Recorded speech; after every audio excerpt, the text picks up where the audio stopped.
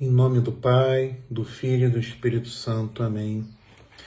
Senhor, me inspire para que eu possa transmitir e ensinar aquilo que é da Tua vontade, conforme Tu te revelaste através da Sua Santa Igreja. Inspire aqueles que me escutam para que bem recebam esse ensino e que tudo seja feito para a Tua maior glória. Glória ao Pai, ao Filho e ao Espírito Santo, como era no princípio, agora e sempre. Amém. Em nome do Pai, do Filho e do Espírito Santo. Amém. E aí, leitores, tudo bem? Mas vamos lá.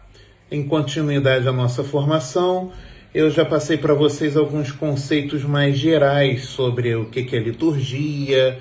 A gente passou até o conceito de mistério, onde Deus se coloca na liturgia. E agora a gente vai começar a ver a estrutura da liturgia, a estrutura da missa, em especial o que nos importa, mas a estrutura da missa de uma maneira geral. Eu sei que todo mundo que está aqui já fez a catequese, todo mundo já sabe como é que está na prática, mas é bom que a gente reveja. E, em especial, a gente leia o que a própria Santa Igreja fala para a gente, tá? Como vocês bem sabem, a liturgia, no caso a missa, ela se divide em duas grandes partes. Você tem a liturgia da palavra e você tem a liturgia eucarística. A liturgia da palavra, como vocês bem sabem, é o momento onde nós, leitores, mais atuamos. Com exceção do comentarista, mas o comentarista ele faz algum trabalho além daquilo que o leitor deveria fazer, ele ainda fala algumas coisas na parte ali da liturgia eucarística, mas o nosso grande trabalho é justamente na liturgia da palavra. E nós, junto com os clérigos, junto com o padre, com o diácono, nós também participamos ativamente desse ponto, tá ok?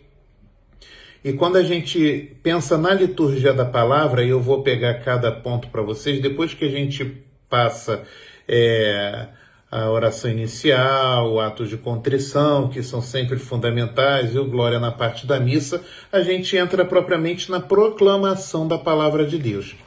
Nesse livrinho aqui, que eu já falei para vocês, a instrução do Missal Romano, Comprem-se Possível, nós temos aqui no parágrafo 29, o que ele fala sobre a leitura e explanação da palavra de Deus. Assim ele diz: quando se leem as Sagradas Escrituras na igreja, o próprio Deus fala ao seu povo e Cristo, presente em sua palavra, anuncia o Evangelho. Por isso, todos devem escutar com veneração as leituras da palavra de Deus, elemento de máxima importância da liturgia. Embora a palavra divina contida nas leituras da Sagrada Escritura se dirija a todos os homens de qualquer época e seja entendida por eles, a sua mais plena compreensão e eficácia é aumentada pela exposição viva, isto é, a homilia, que é parte da ação litúrgica.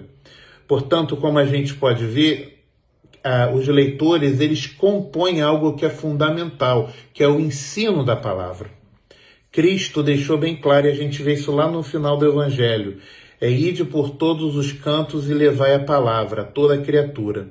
Quando o leitor na Sagrada Eucaristia, na Sagrada Liturgia, na Sagrada Eucaristia proclama, ele participa desse movimento que se inicia com a leitura das epístolas, das escrituras do Antigo Testamento, com o ato de salmodiar cantando ou recitando, e isso é concluído com o quê? Com o cerne, com o núcleo da palavra de Deus, que é o Evangelho, e o Evangelho ele só é proclamado por aqueles que receberam a formação e são ordenados para isso, que são os bispos, padres e diáconos, prioritariamente até cabe mais ao diácono a proclamação, e depois, para complementar aquilo que foi lido, se é explicado através do quê? Através da homilia do sacerdote. Existe um autor chamado Goffredo Bozelli. Ele, num livro de liturgia, ele fala de uma maneira muito curiosa, que a Eucaristia, ou seja, a liturgia eucarística, segundo esse autor, foi instituída por Cristo na última ceia. Mas a liturgia da palavra foi instituída por Cristo antes. Quando? Quando ele, lá na sinagoga de Nazaré, lê o texto de Isaías e explica que aquilo que ele estava lendo estava acontecendo.